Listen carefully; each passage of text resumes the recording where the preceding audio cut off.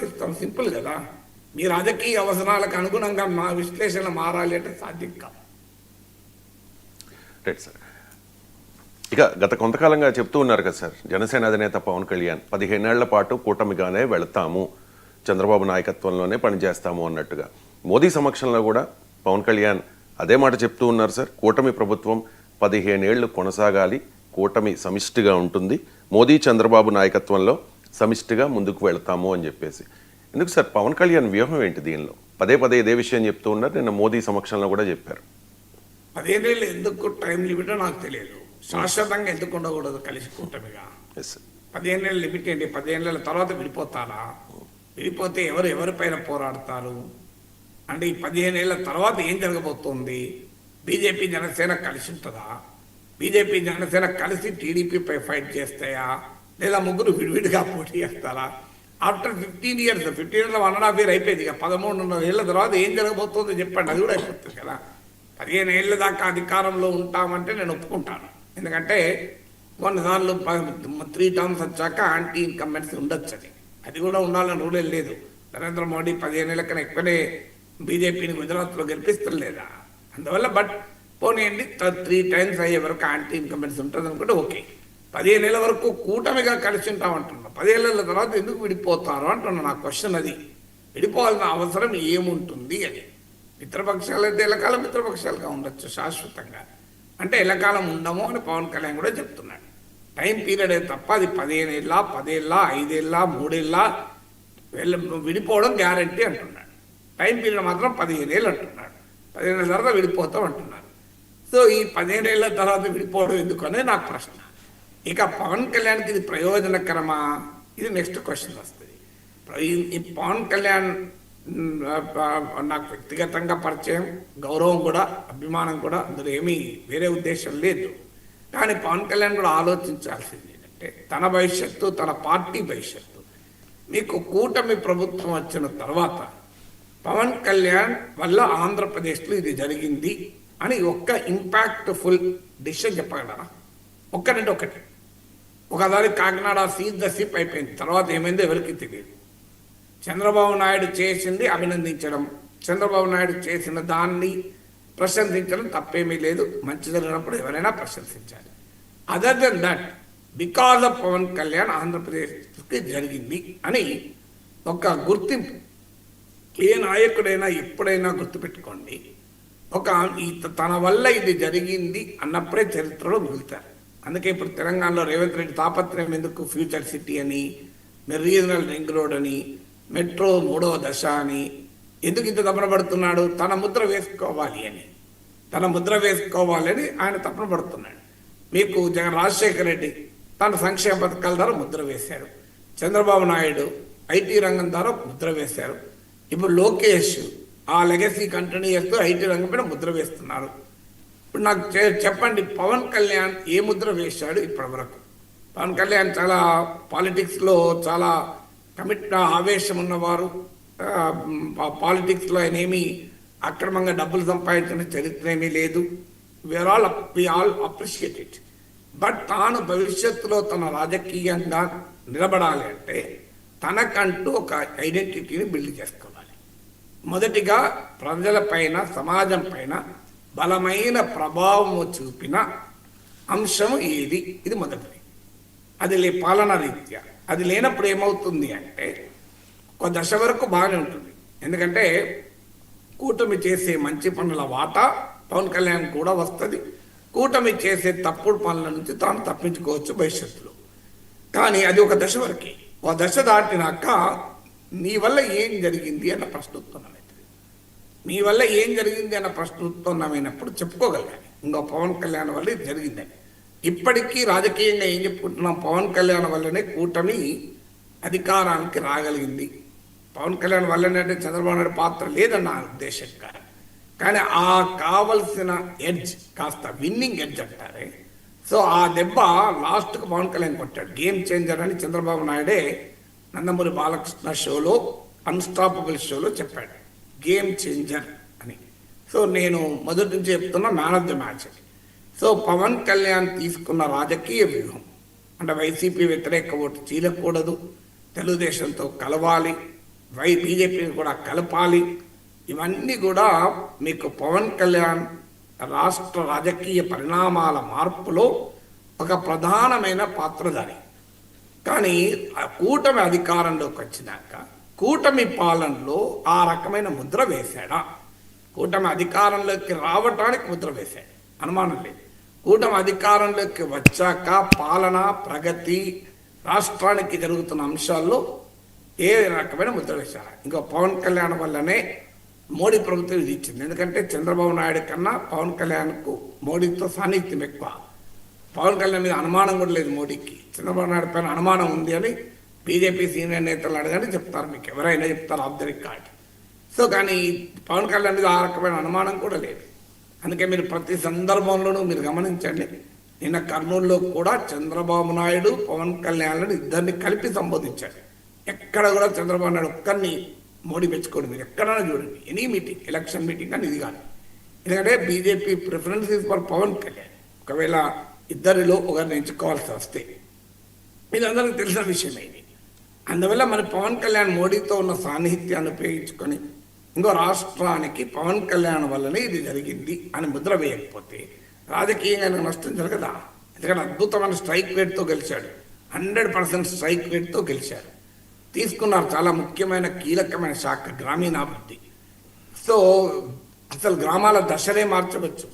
చాలా efficient team కూడా పెట్టుకున్నాడు. కేరళకు చెందిన talented young IAS officer Kerala వరదలప్పుడు చాలా క్రియాశీలకంగా పనిచేశారని పేరు తెచ్చుకున్న ఐఏఎస్ అధికారిని ప్రత్యేకంగా తీసుకొచ్చారు.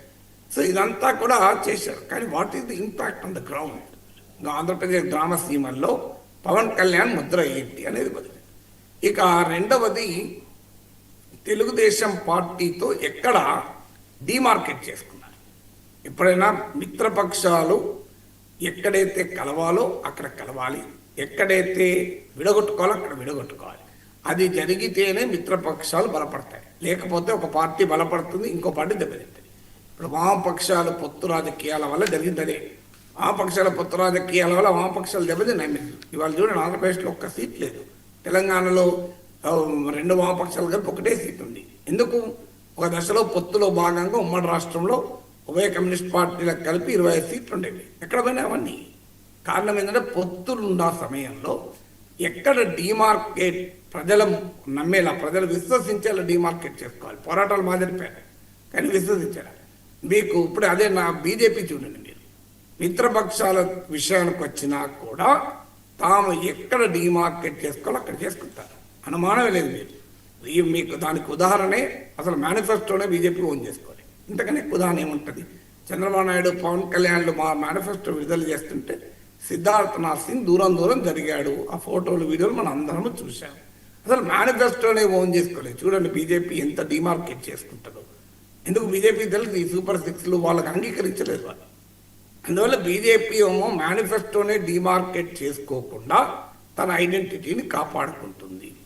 అనేక అంశాలపైన ఇప్పుడు ముస్లిం రిజర్వేషన్ ఉన్నది, బీజేపీ వైఖరి వేరే. చంద్రబాబు నాయుడు కొరకు బీజేపీ తన వైఖరి మార్చకుండా ఎక్కడ మార్చుకోవచ్చు చూడండి. అదే మరి పవన్ కళ్యాణ్ ఏ అంశం పైన కూటమిలో చంద్రబాబు నాయుడు ప్రభుత్వంతో కానీ టీడీపీతో కానీ డిఫరెంట్ హెస్ట్ అయ్యాడు. అలాంటి అవకాశం రాలేదా? రాకపోతే మంచిదే. కానీ వచ్చి కూడా డిస్టింగ్విష్ చేసుకోకపోతే నష్టపోతాడు.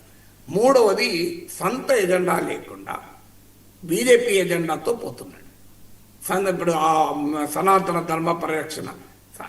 ధర్మ పరిరక్షణ నినాదం పవన్ కళ్యాణ్కి లాభం చేయదు. ఎందుకంటే దానికి ఆల్రెడీ భారతీయ జనతా పార్టీ ఉంది. ఎవరు చేయాల్సిన పని వాళ్ళే చేయాలి. ఇప్పుడు నేను యాంకరింగ్ చేశాను అనుకోండి, రవిశంకర్ మిమ్మల్ని పక్కకు పెట్టి నేను సక్సెస్ కాను అని చెప్పి మీరు విశ్లేషకుడిగా అవతారం మార్చారనుకోండి, అంత ఈజీగా సక్సెస్ కావడం ఎందుకు? ఎవరి రోల్ వాళ్ళు ప్లే చేయాలి. మీకు బీజేపీ నమ్ముతారా సనాతన ధర్మ పరిరక్షణలో?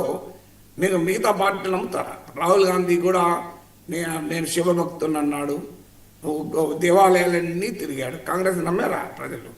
అలాగే ప్రతిపక్షాలన్నీ సాఫ్ట్ హిందుత్వ అనుసరిస్తున్నాయి, నమ్ముతారా ప్రజలు? ప్రజలు బీజేపీని నమ్ముతారు హిందుత్వకు.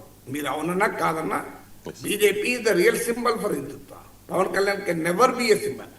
కానీ పవన్ కళ్యాణ్ చేస్తున్న పొరపాటు ఏంటంటే బీజేపీ రాజకీయ ఐడెంటిటీని తన ఐడెంటిటీగా మార్చుకున్నాడు.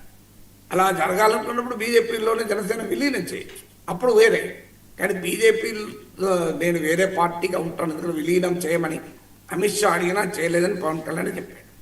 నేను పార్టీ ఐడెంటిటీ సెపరేట్గా పెట్టుకుంటాను, కానీ బీజేపీ ఎజెండా తీసుకొని రాజకీయం చేస్తానంటే బీజేపీ ఎజెండాకు బీజేపీ నాయకులు ఉంటారు కదా, బీజేపీ నాయకులు లేరు. అసలు వీర్రాజులు, మాధవులు, వాళ్ళ పార్టీకి వాళ్ళు చాలా పెద్ద పెద్ద నాయకులు ఉన్నారు. బయట వాళ్ళు వచ్చి మిత్రపక్షాల వల్ల బీజేపీ ఐడెంటిటీ ఉండదు. మీకు చూడండి, ఎక్కడా కూడా బీజేపీ మిత్రపక్షాలకు కానీ బీజేపీ ప్రత్యర్థులకు కానీ బీజేపీ హిందుత్వ ఎజెండాతో బేజారై దాన్ని ఎంతో కొంత కాపీ చేయాలని ప్రయత్నించిన ఏ పార్టీ బాగుపడలేదు. మీరు తీసుకోలేక ఏ పార్టీ బాగుపడలేదు ఇంతవరకు చరిత్రలో. మీరు ఎక్కడన్నా చూడండి, show me one example. Trinamool Congress BJP పెరగడంతో పెద్ద ఎత్తున దుర్గామాత ఉత్సవాలను మొదలుపెట్టారు. ఏమైంది? పార్లమెంట్ ఎన్నికల్లో దెబ్బతింటున్నారు కదా, అసెంబ్లీ ఎన్నికల్లో రేపు ఏమవుతుందో తెలియదు. అందువల్ల ఎక్కడా జరగదు. మీకు అది 100% బీజేపీ ఎజెండాను వేరే పార్టీలు మోస్తే జనం అంగీకరించారు. ఎందుకంటే ఇప్పుడు బీఆర్ఎస్ అనుభవం ఉంది అయితే తెలంగాణలో. మనకు కేసీఆర్ తెలంగాణ ఉద్యమ నినాదాన్ని ఎత్తుకున్న తర్వాత కాంగ్రెస్ పార్టీ, టీడీపీ, అన్ని పార్టీలు మీకు జై తెలంగాణ అన్నాయి. మరి ప్రజలు ఏమన్నా కేర్ చేశారా? వైసీపీ కూడా ఆర్టికల్ 3 ప్రకారం మీ ఇష్టం, మీరు ఏమైనా చేసుకోండి, మమ్మల్ని ఎందుకు అడుగుతారు అన్నాడు. చిరంజీవి సామాజిక తెలంగాణ అన్నాడు. కాంగ్రెస్ పార్టీ తెలంగాణ మేమే ఇచ్చామన్నారు. బీజేపీ చిన్నమ్మ పాత్ర లేకుండా వచ్చిందా అన్నారు. తెలుగుదేశం అందరికన్నా ముందు ఎర్రనాయుడు కమిటీ లేఖిచ్చారు. మరి ఈ పార్టీలు ఏవైనా 10 ఏళ్ల పాటు తెలంగాణ ప్రజలు విశ్వసించారా? బీఆర్ఎస్కి ఎందుకు ఓటేశారు మరి ప్రజలు? ఎందుకంటే తెలంగాణ ఐడెంటిటీ బీఆర్ఎస్ది. మిగతా పార్టీలో ఆ ఐడెంటిటీ పట్టుకుంటున్నారు. 10 ఏళ్ల తర్వాత ఆ ఐడెంటిటీ ఆ మెయిన్ ఇష్యూగా లేనప్పుడు కేసీఆర్ ప్రభుత్వ పనితీరు మెయిన్ ఇష్యూగా ముందుకు వచ్చినప్పుడు కాంగ్రెస్ గెలిచింది. గెలవలే కదా 10 ఏళ్ళు. ఇన్ని ఉదిగానే మందుదాలు చెప్పగలుగుతాను. నీ సొంత ఐడెంటిటీ లేకపోతే పాలిటిక్స్లో నిలబడరు. సో ఇది 3వ ఉదాహరణ. పవన్ కళ్యాణ్ చేస్తున్న 3వ తప్పు. 4వ తప్పు, పార్టీని నిర్మించుకోకుండా లీడర్లు ఒకవేళ సీట్లు వచ్చినా అవి బుడగల్లాగానే ఉండిపోతాయి. మీకు గుర్తుండే ఉంటుంది, బీజేపీ ఒక దశలో ఆంధ్రప్రదేశ్లో 5-6 ఎంపీ సీట్లు, నాకు గుర్తుండో 5 ఎంపీ సీట్లు. మీ సొంత జిల్లాలైన గోదావరి జిల్లాలో కూడా రాజమండ్రి నుంచి కూడా గెలిచారు, నాకు తిరుపతి నుంచి కూడా గెలిచారు. మీకు ఏమైంది? మన ఎందుకు మనతో నిలబడలేదు బీజేపీ తర్వాత? అందువల్ల కొన్ని సందర్భాల్లో ప్రత్యేక పరిస్థితుల్లో సీట్లు రావచ్చు, కానీ పార్టీ దానికి తగ్గట్టుగా నిర్మించుకోవాలి. సో పార్టీ ఇప్పుడు తెలుగుదేశం ఉంది, ఎన్టీ రామారావు పార్టీ పెట్టాడు, సూపర్ హిట్ అయ్యాడు. తర్వాత తెలుగుదేశం నిలబడడానికి కారణం పార్టీ నిర్మాణం. అందులో చంద్రబాబు నాయుడు కీలక పాత్ర. అందుకే మీరు ఎన్టీ రామారావుపై చంద్రబాబు కొన్ని పరిస్థితుల్లో తిరుగుబాటు చేసిన పార్టీ ప్రజలు చంద్రబాబు నాయుడు వెనకాల ఉండడానికి కారణం అది. అందువల్ల పార్టీని నిర్మించాలి. కానీ పవన్ కళ్యాణ్ ఎక్కడ బలమైన పార్టీని, సంస్థాగత నిర్మాణాన్ని చేస్తున్నట్టుగా కనిపించట్లేదు. చేస్తే సంతోషమే. నేను రాజకీయ పరిశీలకుడుగా నా అంచనా చేయాలనే కోరుకుంటాను, కానీ చేస్తున్నట్లయితే అనిపించట్లేదు. బలమైన సంస్థాగత నిర్మాణం అంటే తెలుగుదేశం పార్టీ లాగా. మీరు తెలుగుదేశం పార్టీ చూడండి, 10 ఏళ్ళు ఉమ్మడి రాష్ట్రంలో ప్రతిపక్షంగా ఉన్నాడు. రాజశేఖర రెడ్డి మరణానంతర సానుభూతి వెల్లుమని ఎదుర్కొన్నాడు, తెలంగాణ పోరాట దెబ్బను ఎదుర్కొన్నాడు. అయినా తెలుగుదేశం నిలబడింది కదా. ఎందుకు నిలబడింది? పార్టీలో ప్రతి గ్రామంలో కష్ట నష్టాల కూర్చి, ఆస్తులు అమ్ముకోనైనా, ప్రత్యర్థుల దాడులు ఎదుర్కొనైనా నిలబడేటువంటి తెలుగుదేశం జెండా పట్టుకునే కార్యకర్తలు ఉన్నారు. వాళ్ళ వల్ల నిలబడేది పార్టీ వేరే వాళ్ళ వల్ల నిలబడలేదు. తెలుగుదేశానికి అగ్ని పరీక్షలు ఎదుర్కొని కూడా పూర్వ వైభవాలు సాధిస్తున్నాయంటే చెయ్యెత్తి జైగొట్టాల్సింది సగటు తెలుగుదేశం కార్యకర్త. వాళ్ళు కదా నిలబెట్టింది పార్టీ. మరి జనసేనకు అలాంటి భావోద్వేగంతో పవన్ కళ్యాణ్ పట్ల అనుబంధం ఉన్న కార్యకర్తలు ఉన్నారు, జన సైనికులు ఉన్నారు, వీర మహిళలు ఉన్నారు. కానీ వారిని నాయకత్వంగా తప్పించేసి నిర్మాణ రూపాన్ని ఇచ్చడంలో పవన్ కళ్యాణ్ చూపాల్సిన కేంద్రీకరణ కనిపించడం లేదు. సో అందువల్ల ఇప్పుడు నేను 4 ఉదాహరణలు చెప్పాను. పవన్ కళ్యాణ్ పొలిటికల్గా వచ్చేటువంటి అంశాలు. సో పొలిటికల్గా రానప్పుడు ఏమవుతుంది? ఇప్పుడు ఇలాగే కూటమి 15 ఏళ్ళు ఉండాలని కోరుకుందాం. ఇప్పుడు 21 సీట్లు ఇచ్చారు, 1 సీట్లు గెలిచారు. 2029లో పవన్ కళ్యాణ్ ఎన్ని సీట్లు అడుగుతాడు? 50 సీట్లు అడుగుతూ ఇస్తారా? 21 పోయి 25 అవుతుంది. 2034లో 10 ఏళ్ళ తర్వాత 25/29 అవుతుంది, 30 అవుతుంది. 2039 15 ఏళ్ళు అయిపోతుంది. అప్పటికి ఎంత అవుతుంది? 35 సీట్స్ అవుతుంది. మరి పవన్ కళ్యాణ్ ఏ రకంగా ముఖ్యమంత్రి అవుతారు నాకు చెప్పండి. అసలు పవన్ కళ్యాణ్ ముఖ్యమంత్రి అయిన స్కోప్ ఎక్కడ ఉందో ఇక్కడ. మొదలు సీట్లే పొడి చేయకపోతే ముఖ్యమంత్రి కాదు కదా. అసలు సీట్లు పొడి చేయాలి కదా. కనీసం ఒక 175 సీట్లు ఒక 90 సీట్ల పొడి చేయకపోతే ఎట్లా ముఖ్యమంత్రి అవుతాడు? అంటే పవన్ కళ్యాణ్ తన ముఖ్యమంత్రి కానని 15 ఏళ్ల పాటు చెప్పేసుకుంటున్నాడు. అప్పుడు జనసేన ఓటర్లు కూడా పవన్ కళ్యాణ్తో ఉంటారా? అసలు జనసేన కార్యకర్తలు ఉంటారా? ఇవన్నీ క్వశ్చన్స్ కదా. మాట్లాడుకుంటే కొద్దిగా బెట్టుగానే ఉంటుంది. కలిసి ఉన్నప్పుడు ఎవరైనా కలిసి ఉన్న కాపురంలో మీరెందుకు చిచ్చులు పెడుతున్నారని అనొచ్చు.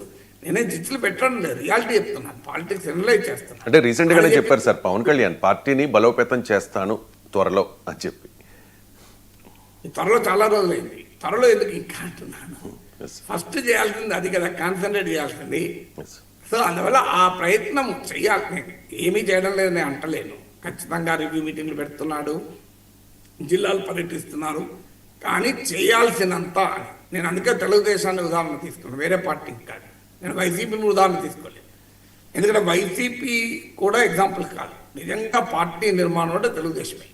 కమ్యూనిస్టు పార్టీలు బీజేపీ తర్వాత బలమైన ఆర్గనైజేషన్ ఉండేది తెలుగుదేశం. అది దాన్ని అప్రిషియేట్ చేయాలి మనం.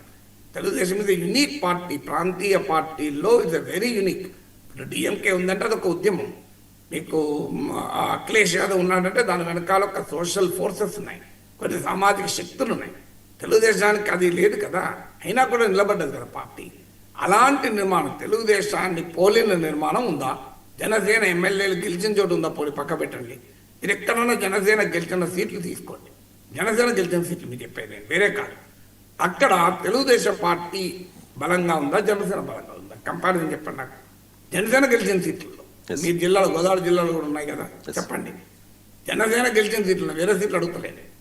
జనసేన గెలిచిన సీట్లో తెలుగుదేశంతో సమాన స్థాయిలోనైనా పార్టీ నిర్మాణం ఉండాలి కదా. ఇప్పుడైనా అయిపోయింది, అంతకు ముందు కాదు నేను చెప్పేది. ఇప్పుడు కనీసం ఒక తెలుగుదేశం పార్టీ నిర్మాణంలో 50% ఉండాలి కదా, ఉన్నదా?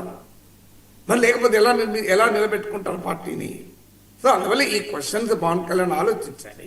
ఖచ్చితంగా కూటమి 15 ఏళ్ళు కాదు, 150 ఏళ్ళు ఉండాలని కోరుకుందాం. మనకెందుకు అభ్యంతరం? వాళ్ళు కలిసి ఉండాలని కోరుకుందాం. కానీ కలిసి ఉండే క్రమంలో రాజకీయంగా పార్టీలు, మీరు బీజేపీ చూడండి, కలిసి ఉంటాయి మిత్రపక్షాలతో, కానీ తన పార్టీ పెరగడానికి హైయెస్ట్ ప్రియారిటీ ఇస్తారు. ఎక్కడ గమనించండి. వాస్తవంగా నాకు నేను సమాచారం చెప్తున్నాను. మీరు అంగీకరించారు బహిరంగంగా కెమెరాల ముందు. ఆఫ్ ది రికార్డ్ మాట్లాడండి. చంద్రబాబు నాయుడు ముందు అంగీకరించలేదు. తెలుగుదేశం ఆఫర్ ఏంటి అంటే, బీజేపీతో మేము గెలిచినాక మీకే మద్దతు ఇస్తాము, బీజేపీతో సానుకూలంగా ఉంటాము, కానీ పొత్తు గురించి ఆలోచిస్తామన్నాడు. ఎందుకంటే ముస్లిం ఓట్లు పోతాయి, మైనార్టీ ఓట్లు పోతాయని తెలుగుదేశంలో బాగా వ్యతిరేకత వచ్చింది. అప్పుడు బీజేపీ వినలేదు. మీరు తర్వాత మాకు మీరేంది వైసీపీ ఇస్తుంది మద్దతు, అదేమున్న తేడా? మా పార్టీ జెండా పెరగాలి, మా పార్టీ ఎమ్మెల్యేలో జెండా పైన గెలవాలి, మా పార్టీ సింబల్ పైన గెలవాలి. ఎందుకు? మా పార్టీ పెరగాలి, ముచ్చట్లేదు.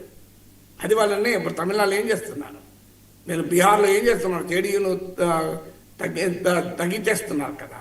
మహారాష్ట్రలో ఏం చేశారు శివసేన విషయంలో, జమ్మూ కాశ్మీర్లో పీడీపీ విషయంలో ఏం చేశారు, పంజాబ్లో అకాలీదళ విషయంలో ఏం చేశారు.